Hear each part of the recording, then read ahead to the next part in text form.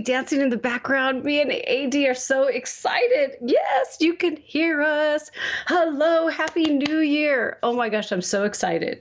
I can't believe we have worked so hard. AD has done a lot of back end stuff, and I'm trying to work, and we've been going back and forth, but you guys are here. Welcome so much to be here at the Macro Chat Live Show.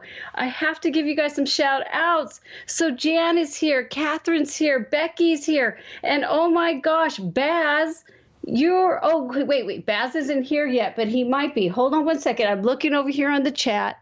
I want to see Dave, o'clock in the middle of the night. He's from England. We have a wonderful image from him. And Baz has an image that he just gave me within like a half an hour, you guys.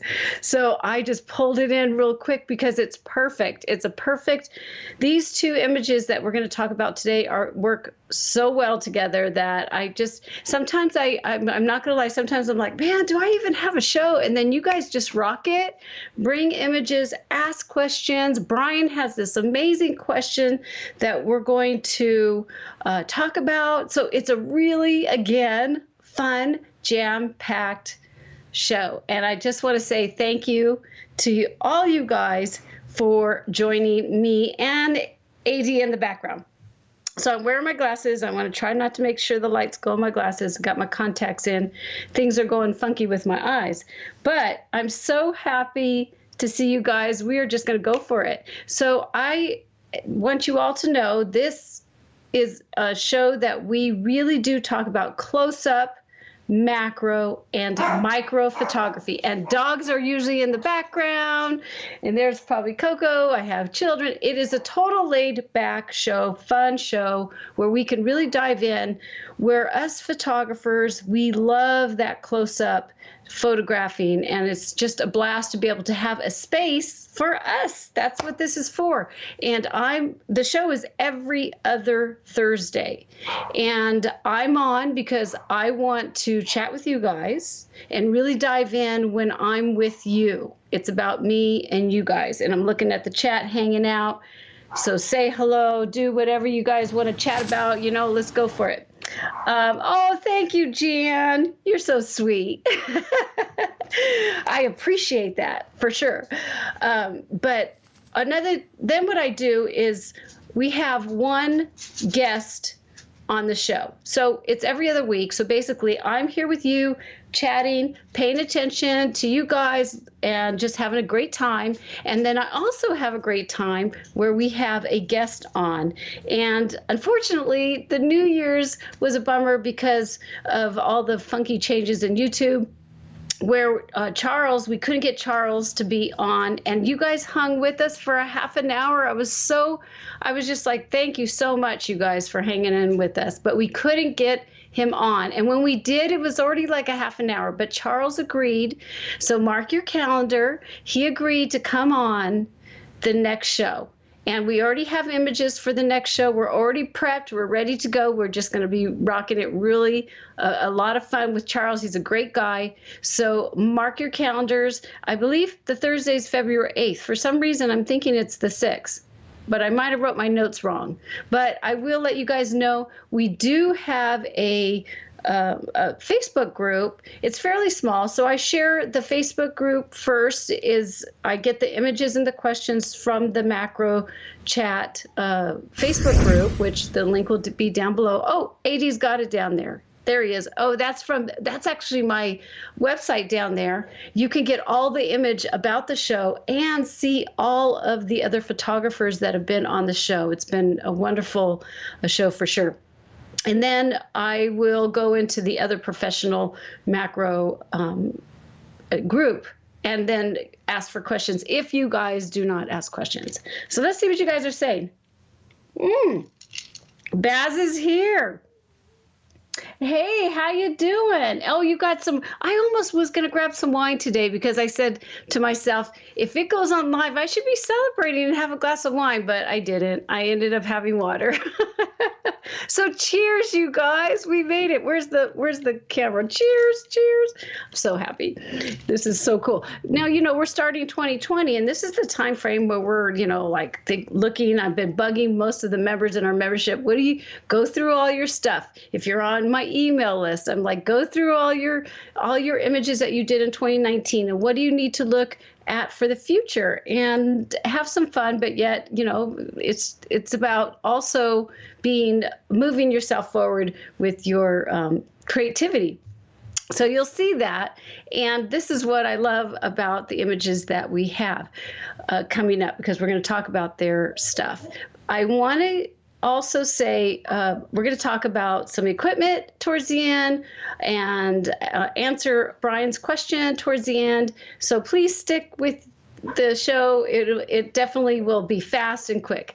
It does go by really quick. I also want to say one more thing before we really start in, and I want to thank all of you who follow my website and my blog, because our website, again, for the third year, has made top 2020 macro blog website to follow, and it's a huge honor for me and for my daughter Ashley that we really appreciate you guys, and hope that that it's definitely making an impact for your creativity. That's the whole reason why I'm here. So real quick before we start the actual show, let's get on with our sponsor. The Macro Chat Live Show is brought to you by SJP's Membership Program, a membership program for macro and landscape photographers. The membership program will work on your journey. We have monthly challenges, live calls, bonuses, and live workshops for you to attend. To see more details, head on to membership.sullivanjphotography.com. Check out our 14-day free trial. Oh, and I'm sorry that 14-day free trial isn't available anymore. I have to make a new video. Well, what we're doing now with the membership, just to let you know really quick, if any of you guys are interested, is that we only open it up twice a year now. So in February, it'll be opening again. I just really want to be able to spend time with the members and not worry about marketing and all that. So we're only opening it up. February is coming in the middle, and then we'll open up again in August. So I got to make a new promo, Andy. I forgot all about that in the end. So let's go ahead and share my screen. I want to share some real fast. I love to share things with you guys, and I like to search around. And this is micro, and the reason why I wanted to share this is I haven't put in micro in a long time. So we've been doing a lot of close-up and some macro, but micro, I want you guys to be inspired also with micro photography. So I found this, and I don't even remember where I got this out, but when I find something really cool, I want to share it with you. Well, obviously, look at these images, are just amazing. So look at these. These are butterfly eggs on a raspberry plant. I mean, that's just amazing to me. So what I like about it is the textures and everything. It doesn't matter how close you are or how far away, it still has the same concept when we want to be driven to an image as human beings. Now, you would think this would be a beautiful canyon, right?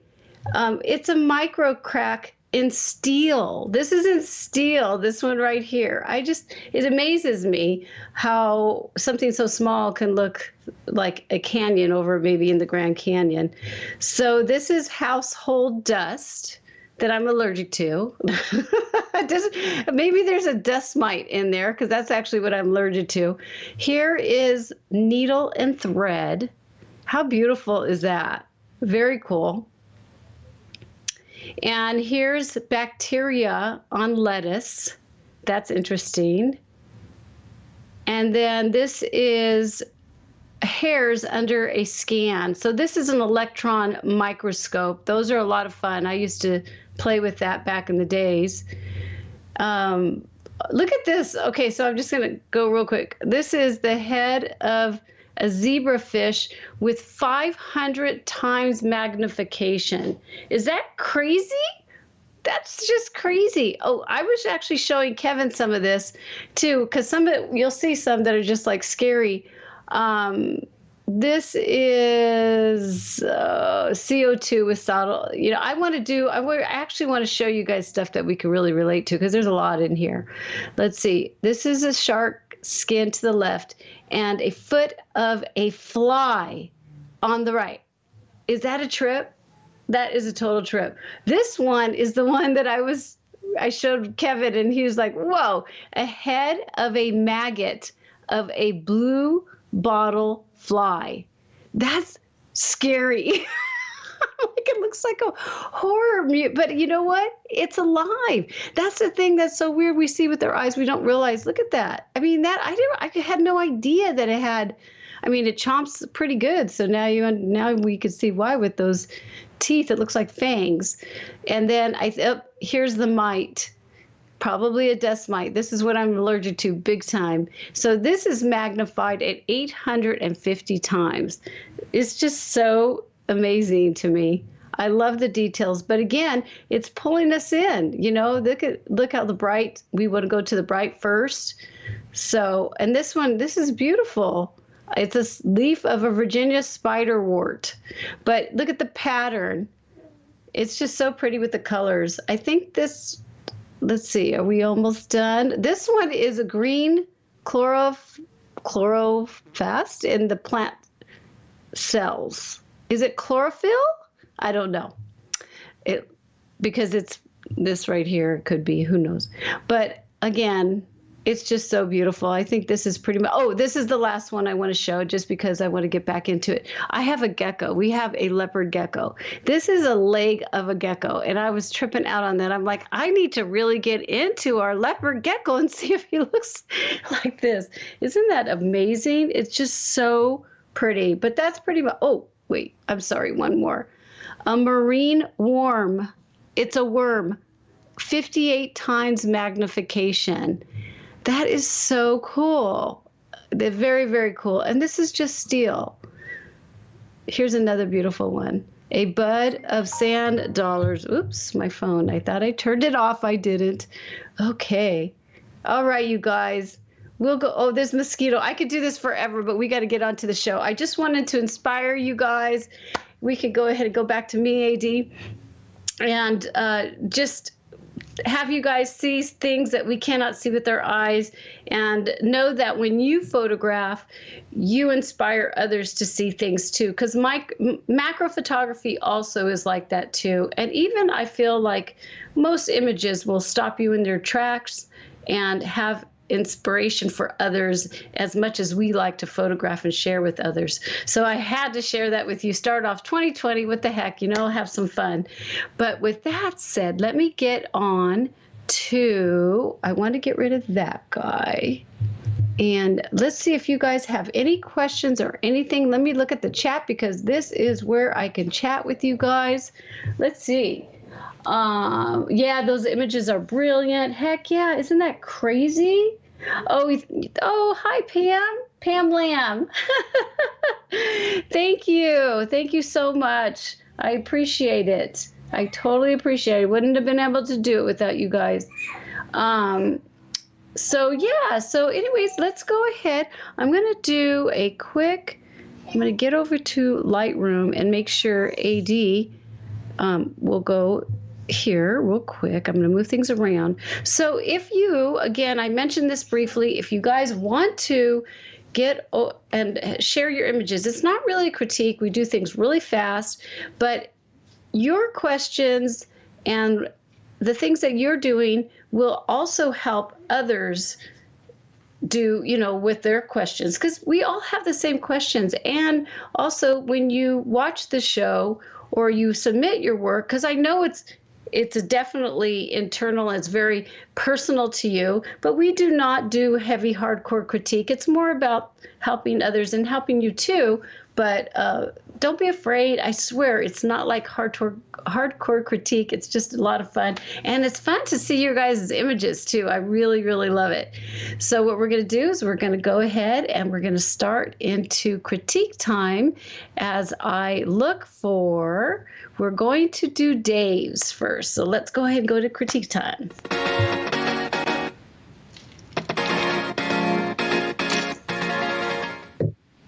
All right, Dave, I'm going to do it. I'm going to do it. Dave got a lot. Wait, got a lot. Wait, you know what? I was practicing it before. You had said he's chuckling away to himself because he wanted to, he knew that I was probably going to butcher this, but he says a lot of people do. So, Galatle. Tell me, am I doing that wrong? I don't know if I'm saying your names right. I was trying so hard. Galatle. I am really trying. So Dave, here we go. This is what he had said with this beautiful image that we're showing in front of you. He says, here you go, Janice. Yet teeth into this. Oh, that's nice. I'm just reading this right now. So just to let you know, Dave, he used his Canon 5D Mark III Sigma 105 2.8 DG macro lens, HSM. He is 1/200th of a second at f5, and his ISO is at 320 manual mode. Awesome that you are manual mode. He said he used a single 0.1-to-1 ratio and handheld while laying on my belly in my lovely elderly neighbor's garden. She must think I'm crazy.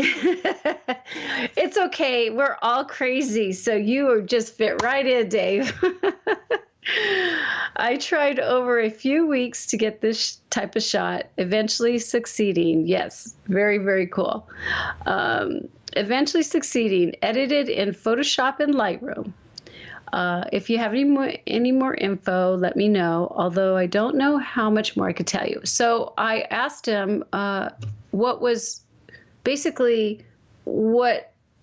he would want help with, because I always want to know your stories when you guys are giving me these images, because what you want to do is the main point. What I say is not the main point. As long as I know what your goals are, I can help you with those goals. But remember, you guys can take it or leave it, but it's still good to talk about it. And you guys in the chat, be nice.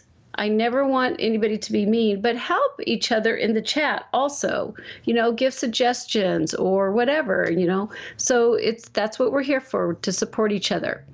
So I asked him, what was your goal here? And then he wrote back and he says, I suppose it could be argued that the bottom part of the subject should be in focus, but I think it would distract from the image.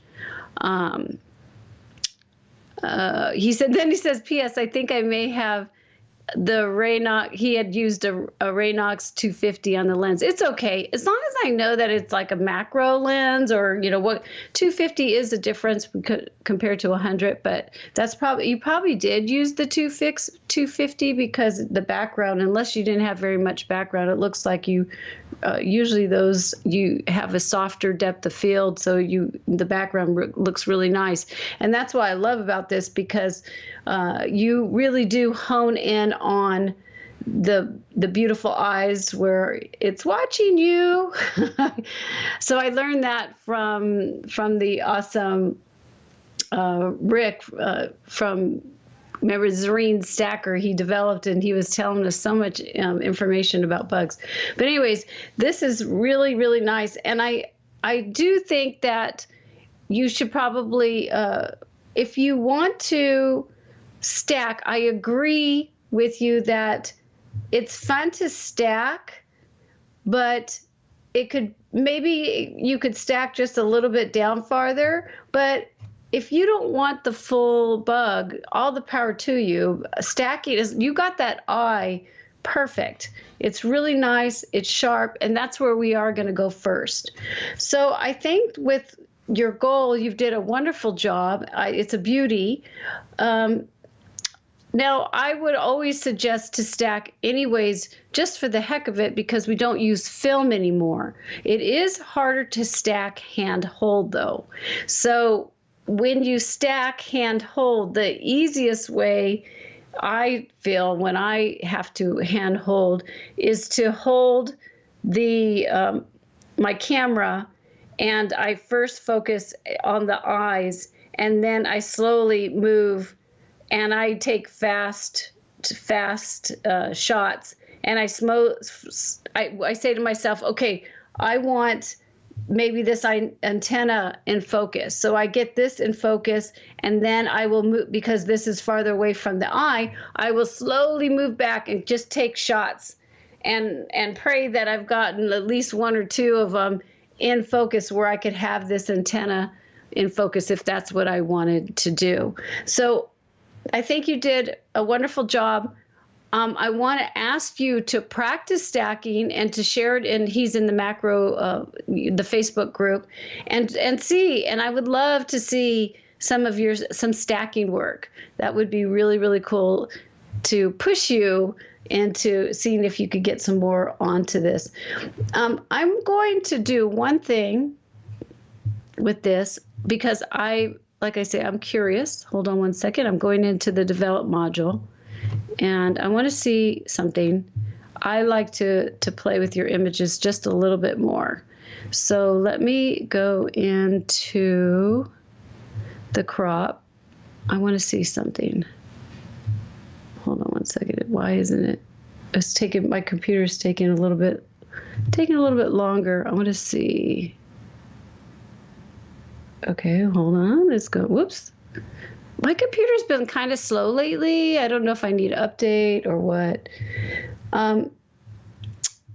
So the reason why, this is just my personal opinion, probably would go up a little bit more. The reason why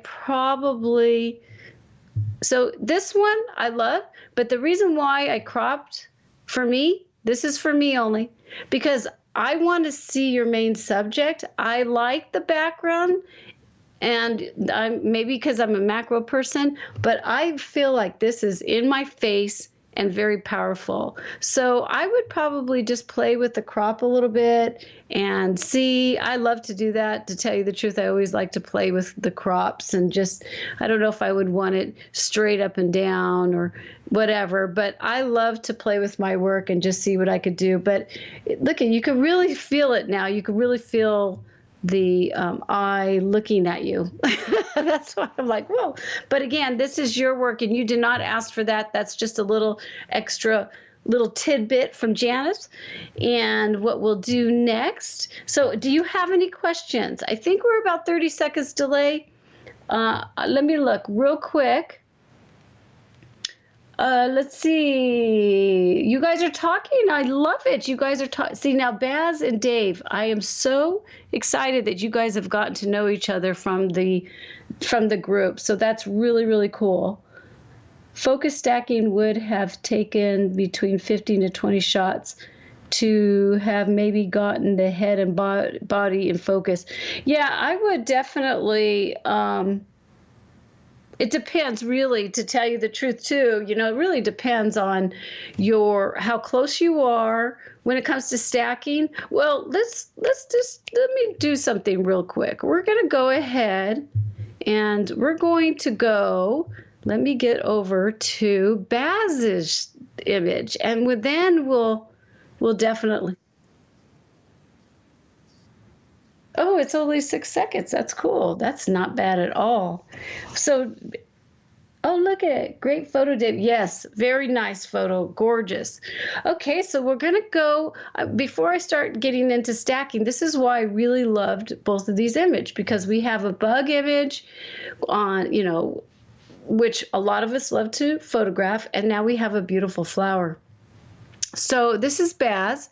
He says, my goal in this shot, well, he says his actual goal in macro photography in 2020, he is, I thrive in taking floral and insect macro. I also enjoy teaching others in this genre. Personally, I want to venture into the realm of photo stacking. And I'll have lots this year to practice on, as my garden will be producing loads of new flowers, hopefully drawing lots of bugs, butterflies, etc. to the garden for sure. You know what, Baz? I think I forgot to get your stuff on Facebook. Let me, yes.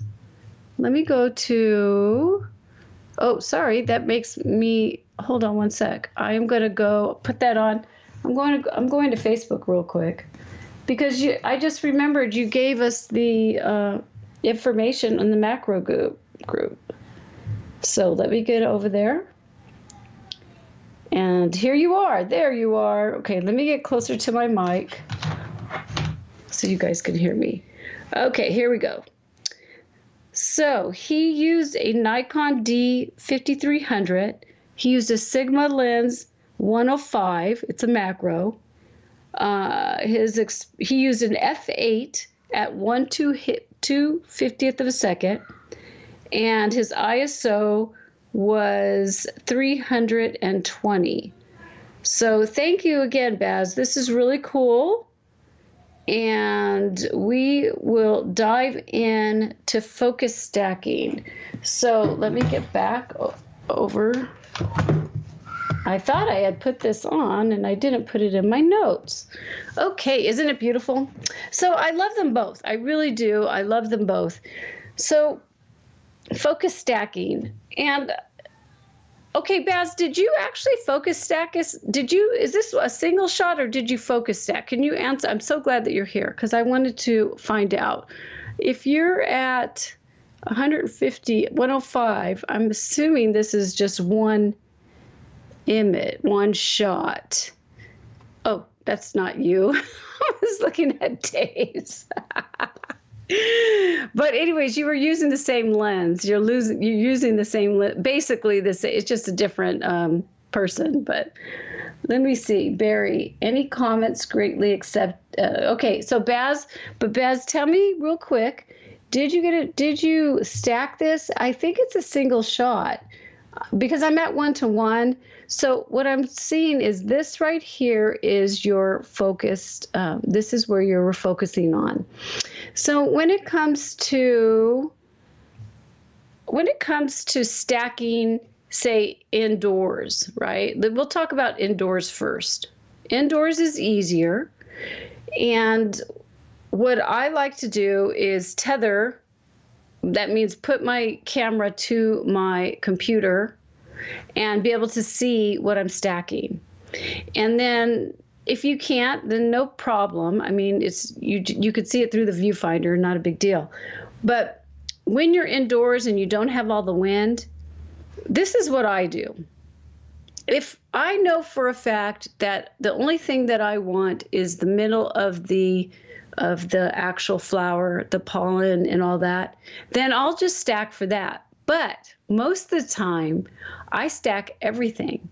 And so what I'll do is I'll stack an image from the beginning, the closest to my lens, and I make short increments overlapping what's in focus. And yes, it is a lot of work. But with that said, I have all of the images that I want. If I do want a complete stack, I don't have to go back, because this is what's happened to me before. I have said, oh, I wish this upper right side or this back area was in focus. Well, I don't have my tripod on anymore. I don't have the same light source. I don't have, it's not the same, when you try to bring it back. I've tried and I can do it, but I have a lot of manipulation. Then once I get the full stack, then I start saying, okay, now I'm going to be creative. Now I'm going to do f2.8 and have hardly any shallow depth of field and shoot right in here, or f8 or f11 or whatever, or I'm going to focus back here and then here. I just play with the flower, and you'll find a technique. I'm not going to say it, but Charles is probably going to mention it. We will talk. Oh, he did give you guys that advice in the very end. any of you guys watching, Charles gave advice. I said, if any advice you guys can do, what would you do for a week? And I wanted you guys to share your images. So I remember that now, and I'm going to go ahead and put that in the actual Facebook group. He says, stay with that flower for an hour. Shoot it for an hour. Just don't stop. And that's basically what I do with any subject, especially when I'm indoors and when I'm outdoors a lot of times too. I will stay in one area. I went photographing with one of the members, Debbie, and she had come down to Southern California, so we met up and we were photographing together. And it was interesting because she's the same way. We stay and her sister was there. And you know what? Her sister was so nice. Other people don't understand how we get absorbed into the subject. I think this is a beautiful, really gorgeous shot. And if I were you, again, just like Dave, I would love for you guys to just stack. I have tutorials I'll put down below, free tutorials for you guys to see basic focus stacking. And if you have questions, go for it. I also even have a mini course where you could join the Facebook group and ask questions on the course. But with that said, just try it and definitely share it in the Facebook group, because I feel like it's beautiful. You've got it on 3/4. This is really nice. I really love it. So I don't see anything except for just pulling in more stacks, making yourself a goal where you could get the middle only or something. So that's even pushing you farther. Let's see. Just to be clear, the clear confusion about what lens I use. It was a Sigma 105 with a Raynox DCR 250 clip on the lens. So it gave you more of a close-up, because I don't know what that Raynox, I don't know what that is, DCR 250 clip. Hey, we need to look that up in the equipment segment. Is that like an extension tube, Dave? Because maybe that's why you got closer than normal? Because I always use my extension tubes. So let me know. I'm going to grab a pen. So we can look that up together, you guys, because sometimes other people might want to, use that. So it's a DCR 250 clip. Okay. And we will check that out in the equipment so everybody can see it. Okay, let's see. I think that's good. We could go back to me, and I'll keep my eyes on the chat. Hello. Look, I'm like all up in here. Let me move this down a little bit. There we go. Whoa. You can see my mess. All right, let's see, Dave. It's a macro clip on to most lenses. I'll put the link in the Facebook page. Awesome. Okay, cool. Very nice. Okay, let's see. Well, we're going to go in. I might just look it up real quick right now. Let's go. We'll do Brian's question after the equipment segment. Oh, I do want to. Okay, so I'll put this up and we will look at a quick. Let me get back over here. So then I'm actually in Lightroom. We're going to do that. And then I think I may just go ahead and look at this up on B&H. New tab. I'm going to look it up because I think that since we're talking about the show, we might as well just go for it. I know everybody else is probably curious. DCR 250 clip, and see what it pops up. Oh, I see it. I know what you're talking about now. Oh my gosh, yes. Okay, let's go ahead and go to the equipment segment.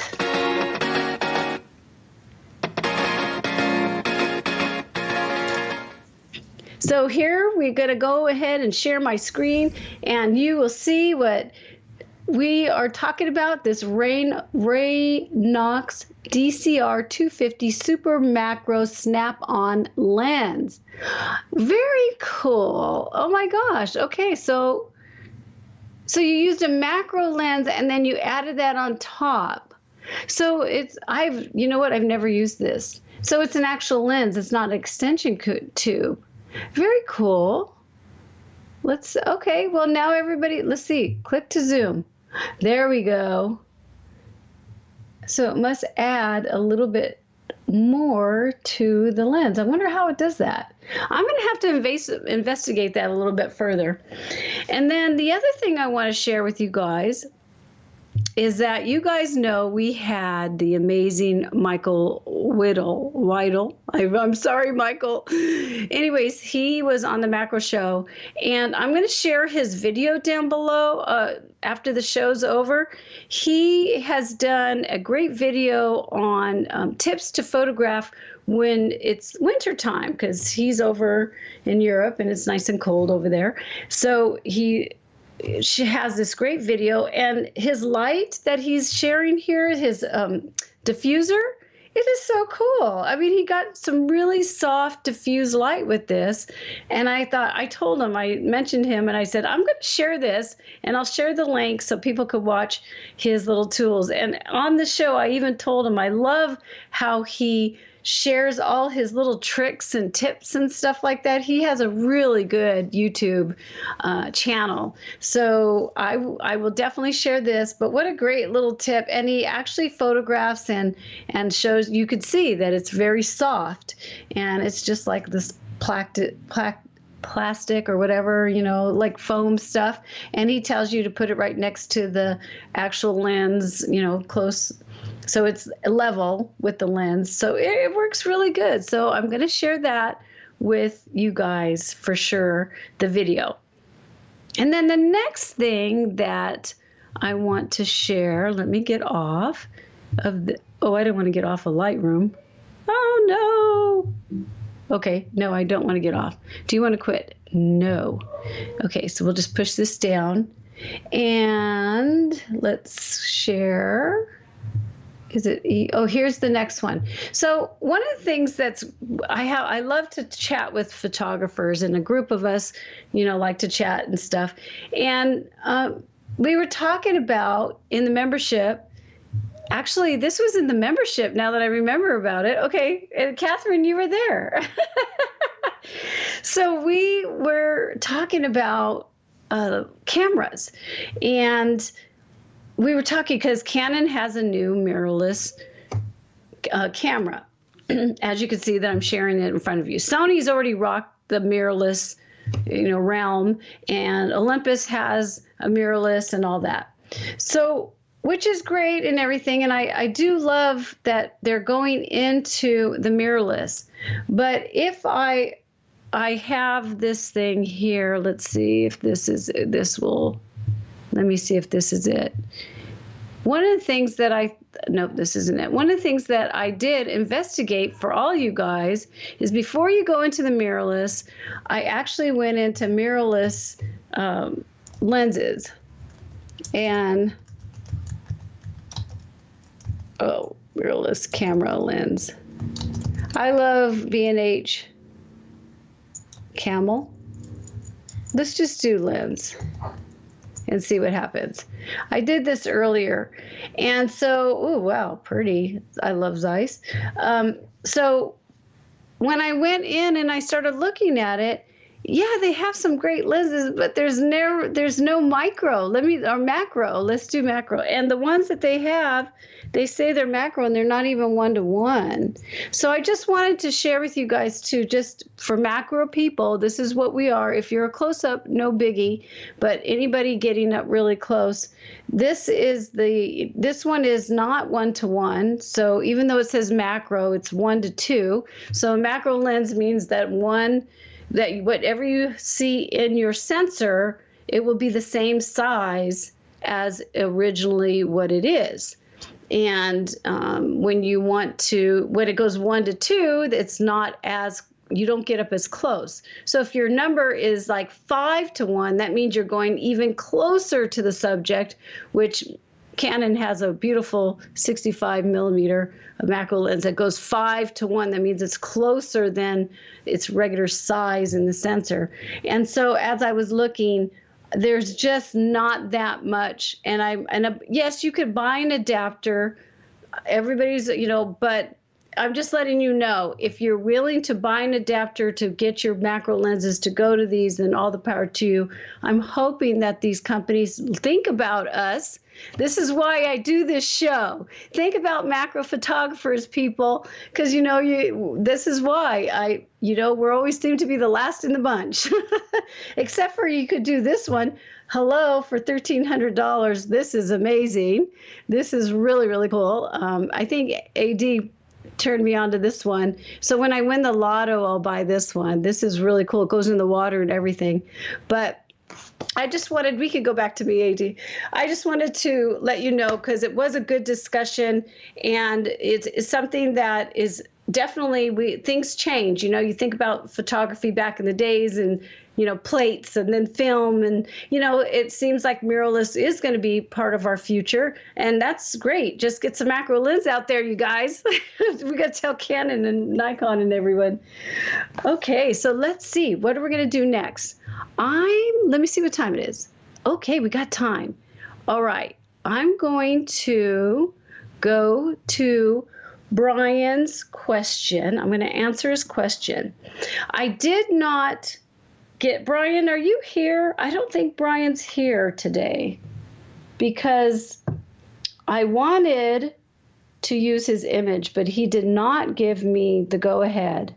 And I will never use any of your work unless you say it's okay. He was going to send me a different image. But this is a good statement that I think that we all need to think about. So Brian had said, there is so much going on with this iris. Now, I think I'll show my, you know what, AD? I think I'm going to show my rose. Let me go on to the rose. Isn't that a great little tool? I just love that. Okay, so look at this. Woo. So here's a rose just shot. This straight from camera. Nothing exciting about it. But the back, whoa, sorry. There you go.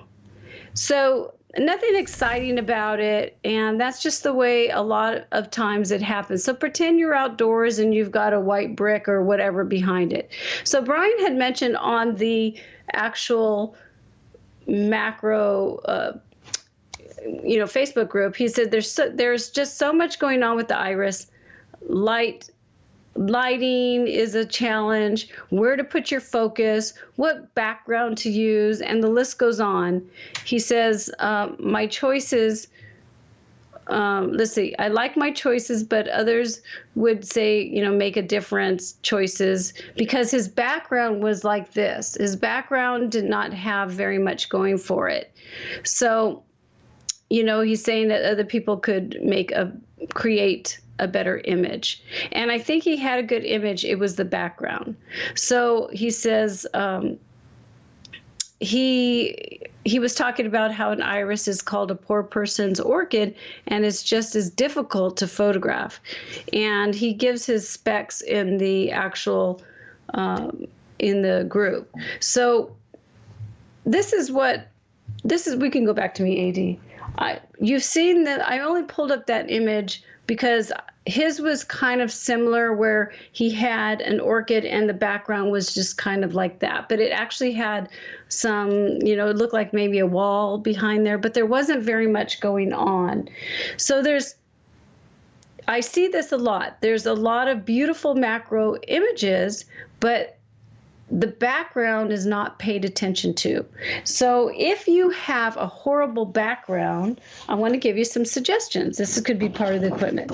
This is paper, and you could put this type of stuff behind the actual, whatever you're photographing, whether it's outdoors or indoors, to give your background. So what I'm asking you guys to think about is, yes, your subject's awesome, but what is going to enhance it?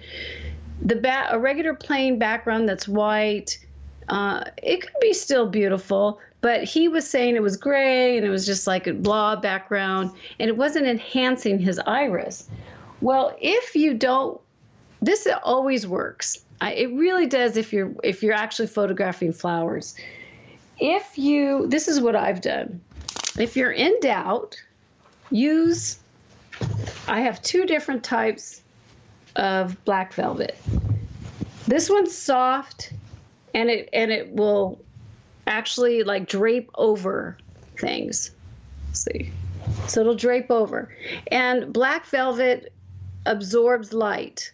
So you would have a beautiful, he had a yellow orchid. If he had just placed some black velvet behind this, then this one's soft because you could lay it over other flowers, over other greenery or whatever.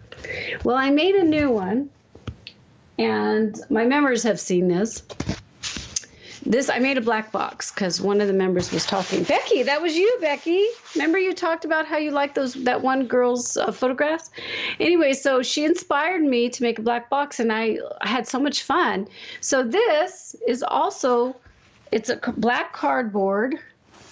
You can barely see it because it's absorbing all the light, guys. So here's black cardboard, and I've used some black tape, and this is I'll put the links down below because this is different type of velvet, and this also absorbs. But what's cool about this, if you're macro photographing, you could just use don't have to use a big one. You can make a small one of these and just put it behind your subject. We'll just put this dead flowers. But see, you just put it behind if you're outdoors. You can just hold it down there and just photograph till your life's, heart's content or whatever, because black velvet is actually so elegant and brings out those colors if you have a background that you just cannot stand. Like Dave's background was gorgeous. So, and then Baz's, his background was the flower. But then I'm talking about when you're out there photographing. So I'm going to share with you, I'm going to go into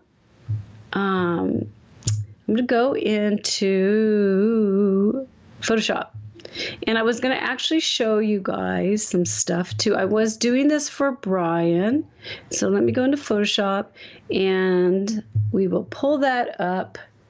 And I'm going to shut down Lightroom because I don't want my computer, well, as soon as Photoshop comes up. So we could share my screen, AD, and it is almost up. So this is the flower I was thinking of.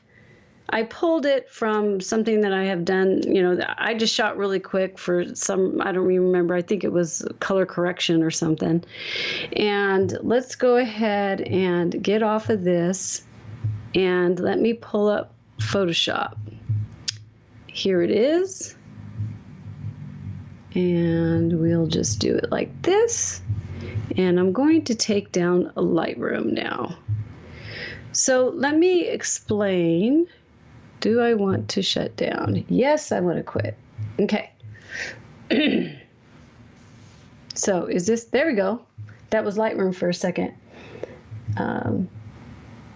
Okay, so we're going to go here. So what I want to explain to Brian or anybody is that when you have this background like this, it's super easy to fix in Photoshop.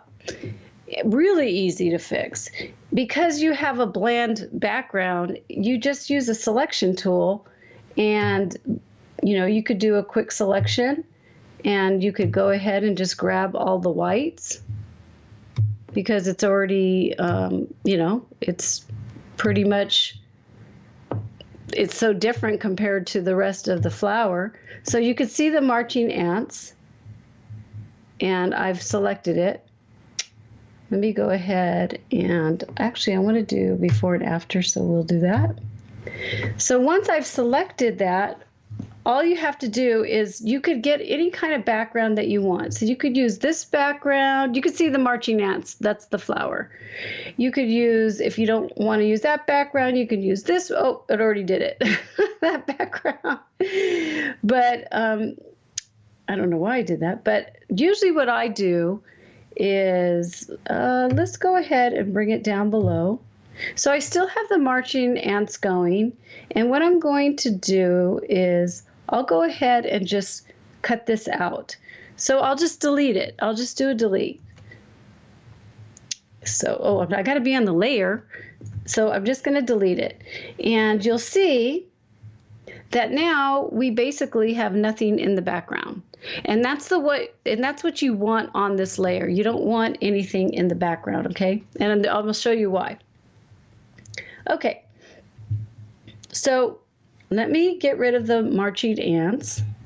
So I'm going to do a Command D, or it's Control for PC. Okay, so here's that one. And here, let's see, maybe we want to try this one. So it depends. Like, here's this one. You could just go for even both if you want. So what we're going to do, though, when you do something like this, it looks kind of chopped. And you can see I needed a better mask in here. I'm going to show you real quick. I could show you how I make a mask. See how that right there didn't take it? Well, I'm looking at the time. I got an hour with you guys, so I'm going to keep you for an hour. So let me do something else. Let's see. I may want to, let's see. I do want to drop shadow, but I want to, let me go and make, oops. Yes, I want to, well, what I want to do is I want to get this, and I'll just want to do another, I don't know why I didn't, there we go. Okay, should be good. So I've just painted around the checks, and then I'm going to make a mask. I want to show you how to fix a mask. I should have did that before. So, why didn't it do that? Where's my selection? Oh, I'm screwing it all up, you guys. Hold on one sec. Delete. Hold on one sec. I'm sure there's so many ways to skin a cat, right? So let's go ahead and do this real quick. I want to show you what I like to do. All right. So now I'm going to make a copy because I want you to see the before and after. So I have the marching ants. Ta-da! There's my mask. So if you want to fix your mask, it's easy just to double click, go on this select and select a mask. I love this tool because you can use all the goodies here, and there's the marching ants. And if you see anything that you need to fix, then you can fix it here. That has all the tools. I will do a video. I have not done a video on how to use this, but basically there's tools in here where you can add more and subtract more. But it is a great tool where you can fix your mask, and I highly recommend you learning this. So I'm going to say okay. And I have it on where I'll do this again. I'm going to show you something else. See down here where it says make a layer, you can, just make a mask, a new layer. I have new layer with a layer mask. And when I pushed OK, then it added a second layer. So I just wanted to share that with you. But you can fine tune your mask if you want. You really don't have a lot of problems when it comes to making these types of selections, to tell you the truth. So I will go ahead and get rid of this. I just wanted to share that with you really quick. We've cut it out. We've got backgrounds in here. And the reason why I want this cut out, I'm going to share with you here. So I'm going to go back in here, and I'm going to make a drop shadow because Catherine reminded me about this. Remember, Catherine? So I'm going to add a drop shadow, and you can see we'll go crazy right here. If you double click, and let's just do opacity so you can see the drop shadows. See, here's the drop shadows. This is like, yes, I know it's crazy right now because I'm sharing with you guys how to do a drop shadow. So what I would do when I'm doing my drop shadow is I would look for the light. How's the light hitting the subject? So I would change, you could change. See this little thing, this angle? It goes around in circles. So think about if the light's hitting this way, then that means you're going to have a shadow coming out this way, correct? So you just pay attention to that. This is your distance. This is your spread. And that's the size. And I'm going to do a soft opacity. Let's see, and we will see if it works. Let's go okay, and we will, that looks horrible. So what I'll do is I will easily go to drop shadow, and I will change it up here, and I can see, let's just play with it a little bit more. Maybe I want a spread more, or I actually don't want the distance. Let's see. I think it would look better on the other one, to tell you the truth. The other image, the other background. See, that's part of it. Let's do opacity. Okay, let me do this. And I want it on this image. Alrighty, let's, whoa. Did it go through the whole thing? Let's see. Yeah. I don't know if I like it that one or that one. But see, I would fix this and make it a little bit better, but it does, the drop shadow looks great, and I'm just butchering it because I'm doing it live. But, since it's only an hour show, let's just add this a little bit more. And no, I don't want the distance that way. I'm going to play with this and see what I can do. And then shadow it out. And let's see if it works halfway decent. See, vavoom, that's pretty. But if you just get rid of the drop shadow, it kind of looks flat.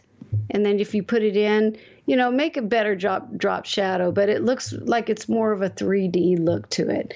I'll show you what I actually did that took more time, and that was, I made it like this. So I straightened up my rows. So these two here are the textures that I used, and I just did this today. I winged it really quick today because I just wanted to show Brian that you can do it very easily by just adding some texture and a drop shadow, and you will have something from here compared to nothing in the background and a boring image into something that you've created on your own. So I hope that's helped. I do plan on making a video. We can go back to me because I'm not going to show any more of that. But I am going to make a video on making better, really honing in on mass, because I feel like if you really want to, first you got to get the shot that you want. But you could see this rose. I probably would never even share that rose with you guys, but just adding the textures and leading the colors to my rose, adding a little bit of a drop just to make it more of a 3D. I mean, I did that, like I said, just right now, because I'm like, I have to show Brian because Brian didn't get back to me. So I wanted to find something really funky and just make it something different. So I hope that's helped you. Let's see. Do you have any questions? Wow, you guys are chatting up. I love it. I love it. I come over here. I was like, oh, chatting up. Oh, my gosh. Oh, yeah. Oh, he's probably is Baz going to sleep? Well, it has been an hour already. I knew it was, you guys. It goes by so fast. And it's, again, another fun show, hanging out with you guys. I really, really have so much fun. I love it. I want you to mark your calendar because the next show we're going to have Charles Needle. So he will be here in 2 more weeks. And oh my gosh, he's so cool. So you will learn so much. This guy is so creative. He is just amazing and a very, very nice guy too. So mark your calendars. If you like the show, please give it a thumbs up and always ask questions down below because I check all my YouTube comments and everything. And if you just want to add even more information about chatting after the show, in the comments, that's where I'll be, and others will be hanging out too. And remember, always remember that your 1,000 words does make a difference. Cheers, everyone. Have a good one.